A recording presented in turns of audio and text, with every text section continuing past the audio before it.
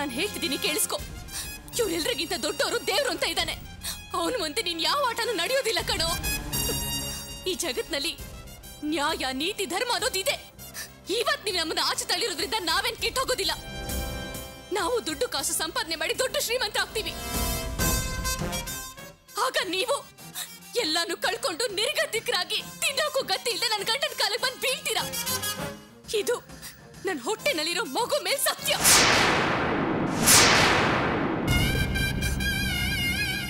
ನೀವು ತೋರಿಸಿದ ಪ್ರೀತಿಗೆ ಬೆಲೆ ಇಲ್ಲ ಅಂತ ಈಗ್ಲಾದ್ರೂ ಅರ್ಥ ಮಾಡ್ಕೊಂಡ್ರ? ನೋಡಿ, ನಮ್ ಜೀವನ ಮುಗ್ದೋಗ್ಲಿಲ್ಲ, ಇನ್ಮೇಲ್ ಶುರು ಆಗುತ್ತೆ. ಬನ್ನಿ.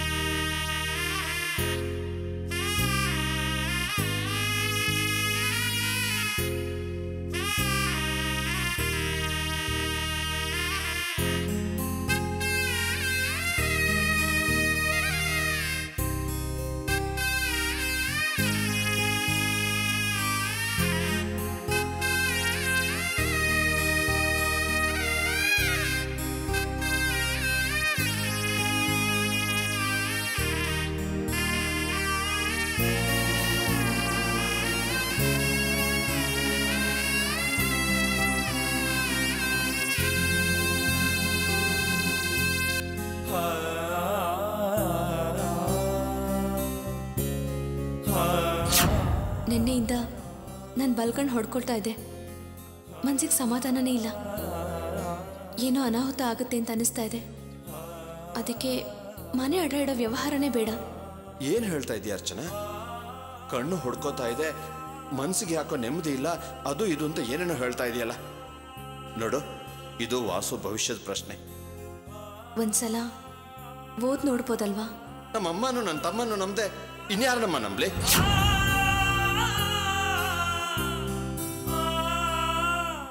ಹಲೋ ಹಲೋ, ಸಿಗ್ನಲ್ ಸಿಗ್ತಾ ಇಲ್ಲ.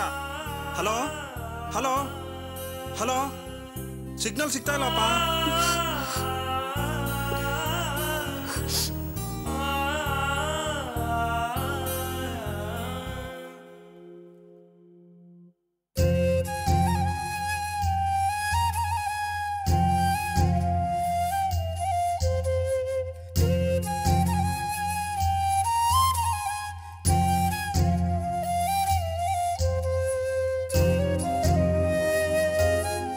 ಯಾಕೆ ಹೀಗೇನು ಮಾತಾಡದೆ ಮೌನವಾಗಿದ್ಯಾ? ಏನ್ ಮಾತಾಡೋದು ಅಂತ ಗೊತ್ತಾಗ್ದೆ ನೊಂದ್ಕೋತಾ ಇದೆಯಲ್ವಾ? ನನಗೂ ಹಾಗೆ ಅನಿಸ್ತಿದೆ. ನಮ್ಗಿಂತ ಪರಿಸ್ಥಿತಿ ಬರುತ್ತೆ ಅಂತ ನನ್ನ ಕನ್ಸಲ್ಲಿ ಕೂಡ ಅನ್ಕೊಂಡಿರ್ಲಿಲ್ಲ. ಇಲ್ಲಿ ಯಾವುದು ನಿರಂತರನೂ ಅಲ್ಲ, ನಿಜನೂ ಅಲ್ಲ, ಎಲ್ಲ ಬರೀ ವೇಷ, ನಾಟಕ. ನಮ್ಮ ಜೊತೆಲಿದ್ದೋರೆ ನಮ್ಗಿಂತ ದ್ರೋಹ ಮಾಡಿದ್ರು ಅಂದ್ರೆ ನಮ್ಮ ಬಾಳಿನ ಬಗ್ಗೆ ನಮ್ಗೆ ಅಸಹ್ಯ ಅನ್ಸುತ್ತಲ್ವಾ? ನಾನು ಹೆಣ್ಣು, ತಡ್ಕೊಳಕ್ಕಾಗ್ದೆ ಅತ್ತು ನನ್ನ ಮನ್ಸಿನ ಭಾರನ ಕಡಿಮೆ ಮಾಡ್ಕೊಂಡ್ಬಿಟ್ಟೆ. ನಿನ್ನ ನೋಡಿದ್ಮೇಲೆ ನನ್ನ ಮನ್ಸು ಕೂಡ ಗಟ್ಟಿ ಆಗ್ತಿದೆ. ಆಗಿಲ್ಲ, ಧೈರ್ಯವಾಗಿದ್ಯಾ. ನಿನ್ ಧೈರ್ಯ ನೋಡಿದ್ಮೇಲೆ ನನಗೂ ಧೈರ್ಯ ಬರ್ತಿದೆ. ಅಲ್ಲ, ಅಮ್ಮ ಅಮ್ಮ ಅಂತ ಬಾಯಿ ತುಂಬ ಕರೀತಿದ್ ಮಗುನ ತಾಯಿನೇ ಕತ್ತಿಸಿಗೆ ಸಾಯಿಸಿದ ಹಾಗೆ ನಿನ್ಗಿಂತ ದ್ರೋಹ ಮಾಡ್ಬಿಟ್ರಲ್ಲ. ತಮ್ಮ ತಮ್ಮ ಅಂತ ಮುದ್ದಿಸ್ತಿದ್ದೆ, ಆದ್ರೆ ಅವನು ಹಾಲು ಕುಡಿದು ವಿಷ ಕಕ್ಕೋ ಹಾವಿನ ಹಾಗೆ ನಿನ್ನ ನಂಬಿಸಿ ಕತ್ ಕೊಯ್ದ್ಬಿಟ್ಟ. ಅಮ್ಮ ಮಗ ಇಬ್ರು ನಾನು ಗರ್ಭಿಣಿ ಅಂತ ಕೂಡ ನೋಡ್ದೆ ನಮ್ಮನ್ನ ಮನೆಯಿಂದ ಆಚೆ ತಳ್ಬಿಟ್ರಲ್ಲ. ಮುಂದೆ ಏನ್ ಮಾಡೋದು, ಎಲ್ಲಿಗೆ ಹೋಗೋದು ಅಂತ ಗೊತ್ತಿಲ್ದಿರೋ ಪರಿಸ್ಥಿತಿಲಿ ಕೂಡ ನೀನ್ ಧೈರ್ಯವಾಗಿರೋದನ್ನ ನೋಡಿ ನನಗೆ ಸಮಾಧಾನ ಆಗ್ತಿದೆ.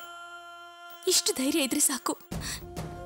ನಾವೇನೇ ಕಳ್ಕೊಂಡಿದ್ರು ಕೂಡ ಅದ್ರ 100ರಷ್ಟು ನಾವು ಸಂಪಾದನೆ ಮಾಡ್ಬೋದು. ಯಾಕೆ ಯಾಕೆ ಈಗ ಅಳ್ತಿದ್ಯಾ? ಇಷ್ಟೊತ್ತು ನೀನ್ ಧೈರ್ಯವಾಗಿರೋದ್ರ ಬಗ್ಗೆ ಮಾತಾಡ್ತಿದ್ದೆ, ನೀನ್ ನೋಡಿದ್ರೆ ಅಳ್ತಿದ್ಯಲ್ಲ. ಅಳ್ಬೇಡ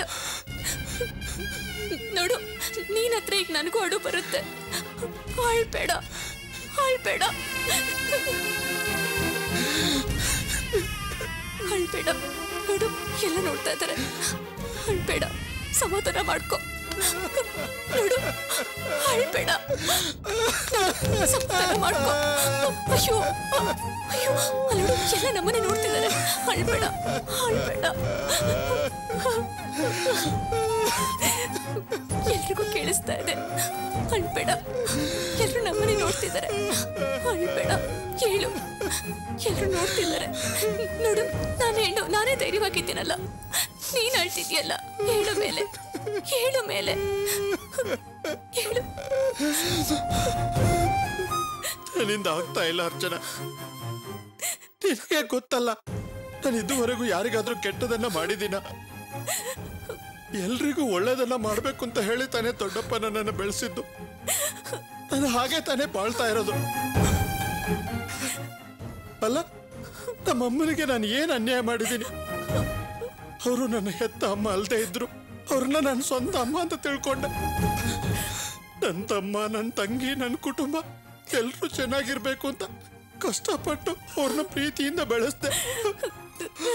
ಎಲ್ರಿಗೂ ಒಳ್ಳೇದಾಗ್ಬೇಕು ಅಂತ ಬಯಸ್ದೆ. ಆದ್ರೆ ಅವ್ರು ನಮ್ಗೆ ಯಾಕೆ ಅರ್ಚನಾ ಹೀಗ್ ಮಾಡಿದ್ರು? ಯಾಕೆ ನಮ್ಮನ್ನ ಮನೆಯಿಂದ ಆಚೆ ಹಾಕಿದ್ರು? ಅವರೆಲ್ಲ ಹಣ ಸಂಪಾದನೆ ಮಾಡೋ ದಾರಿ ಮಾತ್ರ ನೋಡ್ತಿದಾರ. ನಾನು ಅವ್ರ ಮೇಲೆ ತೋರಿಸಿದ ಪ್ರೀತಿ ಅಕ್ರೆನೆಲ್ಲ ಅವ್ರು ಮರ್ತ್ ಬಿಟ್ರ? ಅಲ್ಲ, ನಾನು ಅಷ್ಟಕ್ಕೂ ಯೋಗ್ಯತೆ ಇಲ್ಲದವನಾಗೋದ್ನ ಹೇಳು ಅರ್ಚನಾ. ನಾನು ಅವ್ರ ಮೇಲೆ ತೋರಿಸಿರೋ ಪ್ರೀತಿ ಅಕ್ರೆನ ಅವ್ರು ಯಾಕೆ ನನ್ನ ಮೇಲೆ ತೋರಿಸ್ಲಿಲ್ಲ?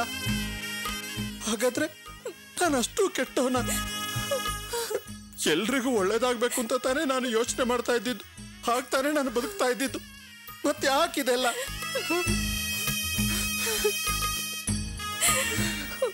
ನೀನ್ ಹೀಗೆಲ್ಲ ಮಾತಾಡಿದ್ರೆ ನಾನು ತಡ್ಕೊಳಕ್ಕಾಗಲ್ಲ. ನಾನು ಹತ್ಬಿಡ್ತೀನಿ. ಅರ್ಚನಾ, ಈ ಪ್ರಪಂಚನೇ ನನ್ನಿಂದ ಅರ್ಥ ಮಾಡ್ಕೊಳಕ್ ಆಗ್ತಾ ಇಲ್ಲ. ಒಳ್ಳೆಯವರಾಗಿ ಎಲ್ರಿಗೂ ಒಳ್ಳೇದನ್ನು ಮಾಡ್ಬೇಕು ಅಂತ ತಾನೇ ಹಿರಿಯರು ಹೇಳ್ತಾ ಇದ್ದಿದ್ದು. ಅದೆಲ್ಲ ಯಾಕೆ? ಮುಂದಿನ ದಾರಿ ಗೊತ್ತಿಲ್ಲದೆ ಈ ರೀತಿ ದೇವಸ್ಥಾನದಲ್ಲಿ ಅನಾಥರಾಗಿ ಕೂತ್ಕೊಳ್ಳಕ? ಹಾಗಾದ್ರೆ ಈ ಬದುಕಿಗೆ ಏನ್ ಅರ್ಥ ಅರ್ಚನಾ? ಈ ಜಗತ್ತಲ್ಲಿ ಒಳ್ಳೆಯವನಾಗಿದ್ರೆ ಅವನು ಮುಟ್ಟಾಲನ, ಅವನು ದಡ್ಡನ, ಕಷ್ಟನೆಲ್ಲ ಅವನೇ ಪಡ್ಬೇಕಾ? ನೀನ್ ಇಂಥ ದೊಡ್ಡ ದೊಡ್ಡ ಮಾತಾಡಿದ್ರೆ ನಾನು ಏನಂತ ಉತ್ತರ ಕೊಡ್ಲಿ? ಅಲ್ಲ ಅರ್ಚನಾ, ನಮ್ ಸ್ವಂತ ಬಂಧು ಬಳಗದವರೆಲ್ಲ ಯಾಕೆ ಈ ರೀತಿ ಸ್ವಾರ್ಥಿಗಳಾಗಿದ್ದಾರೆ? ಮಗನ್ನೇ ಯಾಮಾರಿಸೋ ಅಮ್ಮ, ಅಣ್ಣನ್ನೇ ಯಾಮಾರಿಸೋ ತಮ್ಮ, ಇವ್ರಿಗೆಲ್ಲ ಮನಸ್ಸಾಕ್ಷಿ ಅನ್ನೋದೇ ಇಲ್ವಾ? ಅಥವಾ ಅವರೆಲ್ಲ ಮನುಷ್ಯರೇ ಅಲ್ವಾ? ನಮಗ್ ಮೋಸ ಮಾಡೋದಕ್ಕೆ ಅವ್ರಿಗೆ ಮನಸ್ಸಾದ್ರೂ ಹೇಗ್ ಬಂತ ಅರ್ಚನಾ? ಅರ್ಥ ಮಾಡ್ಕೊ, ಇದೇ ನಿಜ. ಈ ಪ್ರಪಂಚದಲ್ಲಿ ದುಡ್ಡು ಯಾರನ್ನಾದ್ರೂ ಏನ್ ಬೇಕಾದ್ರೂ ಮಾಡಿಸ್ಬಿಡುತ್ತೆ. ಈ ಪ್ರೀತಿ ಅಕ್ರೆ ಇದೆಲ್ಲ ಯಾವುದಕ್ಕೂ ಪ್ರಯೋಜನ ಬರೋದಿಲ್ಲ. ನಾವ್ ಎಂತ ಸ್ವಾರ್ಥಿಗಳ ಮಧ್ಯೆ ಬಾಳ್ತಿದ್ವಿ ಅನ್ನೋದನ್ನ ಈಗ್ಲಾದ್ರೂ ಅರ್ಥ ಮಾಡ್ಕೊ. ನೋಡು, ಇಷ್ಟು ವರ್ಷ ನೀನು ಬೇರೆಯವ್ರಿಗೋಸ್ಕರ ಬಾಳ್ತಿದ್ದೆ. ಇನ್ನು ಮುಂದೆ ನಮಗೋಸ್ಕರ ಬಾಳೋಣ ಅಂತ ಇಂಥ ಪರಿಸ್ಥಿತಿ ಬಂದಿದೆ ಅಂತ ನಂಗೆ ಅನಿಸ್ತಿದೆ.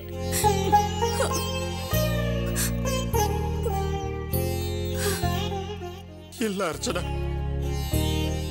ನನಗೆ ಮನುಷ್ಯರ ಮೇಲೆ ನಂಬಿಕೆನೆ ಹೊರಟೋಯ್ತು.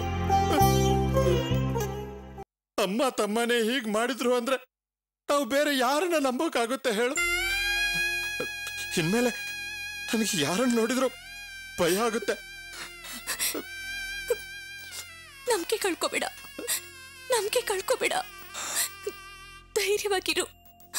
ಅವ್ರ ಮುಂದೆ ನಾವು ಚೆನ್ನಾಗಿ ಬಾಳ್ ತೋರಿಸ್ಬೇಕು. ನಿನ್ ಕೈ ಮುಗಿದ್ ಬೇಡ್ಕೋತೀನಿ, ಧೈರ್ಯವಾಗಿರು.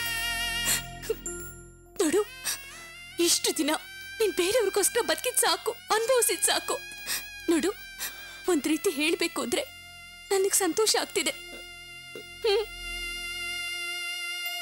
ಇಷ್ಟು ದಿನ ಪ್ರೀತಿ ಅಕ್ರೇನೋ ಹೆಸರಲ್ಲಿ ಎಲ್ರೂ ನಿನ್ನ ದುಡಿಸ್ಕೊಂಡು ತಿಂತಿದ್ರು. ಅದನ್ನ ನಾನು ಕಣ್ಣಾರೆ ನೋಡ್ತಿದ್ದೆ.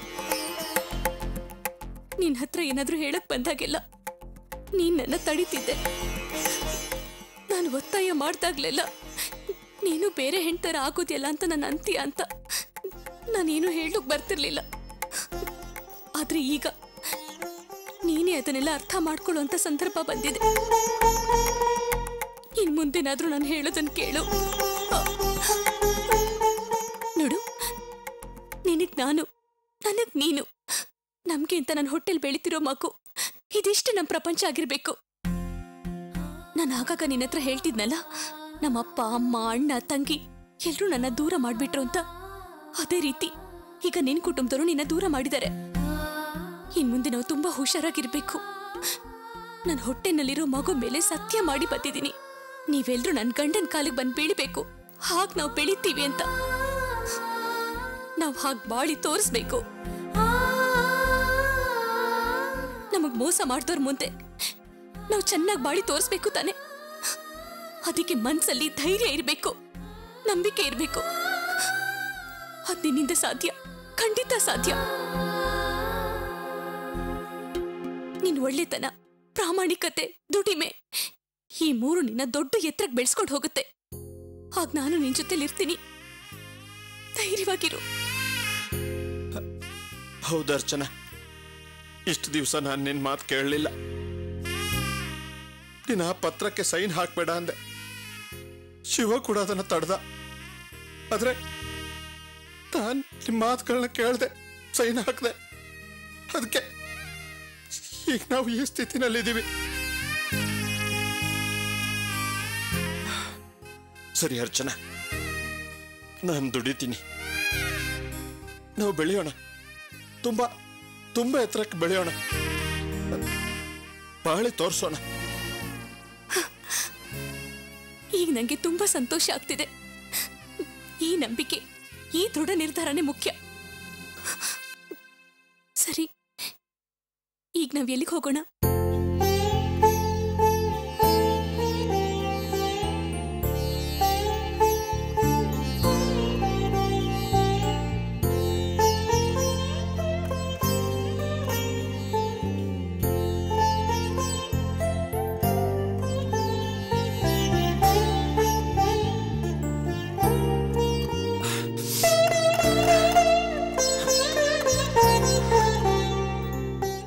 ಅರ್ಚನಾ,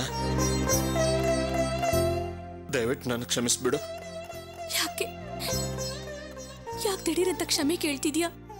ಇಲ್ಲ ಅರ್ಚನಾ, ನಿನಗೆ ಮದುವೆ ಆಗ್ಲಿಲ್ಲ ಅನ್ನೋ ಒಂದು ಚಿಂತೆ ಬಿಟ್ರೆ ನಿನ್ನನ್ನು ನಿಮ್ಮ ಮನೆಯಲ್ಲಿ ತುಂಬಾ ಸಂತೋಷವಾಗಿ ನೋಡ್ಕೋತಾ ಇದ್ರು.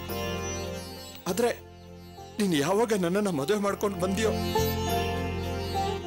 ಆಗ್ಲಿಂದ ಎಂಥ ಕಷ್ಟ, ನೋವು, ಸಂಕಟ ಅನುಭವಿಸ್ತೆ ಅಂತ ನನಗೆ ಗೊತ್ತು. ನಿನ್ ತವ್ರ ಮನೆಯವರನ್ನೆಲ್ಲ ಬಿಟ್ಟು ದೂರ ಹೋಗಿ ನನಗೋಸ್ಕರ ಇಷ್ಟೆಲ್ಲ ಮಾಡಿದ್ಯಲ್ಲ, ನಿನಗ್ ನಾನೇನ್ ಮಾಡ್ದೆ ಹೇಳು? ಹೀಗೆ ಎಲ್ಲಿಗೆ ಹೋಗೋದು ಅಂತ ಗೊತ್ತಿಲ್ಲದೆ ದೇವಸ್ಥಾನದಲ್ಲಿ ಬಂದು ಕೂತ್ಬಿಟ್ಟೆ. ನನಗೆ ಕ್ಷಮಿಸ್ಬಿಡು ಅರ್ಚನಾ. ಕಷ್ಟ ನೋವು ಅನುಭವಿಸಿದ್ದು ನಾನ್ ಮಾತ್ರ ಅಲ್ಲ, ನೀನು ಕೂಡ ನಿನ್ನವರಿಂದ ಮೋಸ ಹೋಗಿ ನೋವು ಅನುಭವಿಸಿದ್ಯಾ. ನೀನ್ ಹೇಳಿದ್ಯಲ್ಲ, ನಾನು ನನ್ನ ಮನೇಲಿ ತುಂಬಾ ಸಂತೋಷವಾಗಿದ್ದೆ ಅಂತ. ಹಾಗೇನೂ ಇಲ್ಲ, ನಾನು ಕೂಡ ತುಂಬಾ ನೋವು ಅನುಭವಿಸಿದ್ದೀನಿ. ನಾನು ಯಾವಾಗ ಗೊತ್ತಾ ಸಂತೋಷವಾಗಿದ್ದಿದ್ದು? ನೀನೇ ಈ ಪ್ರಪಂಚ ಅಂತ ಅರ್ಥ ಮಾಡ್ಕೊಂಡು ನಿನ್ನ ಹತ್ರ ಬಂದಲ್ಲ ಆವಾಗ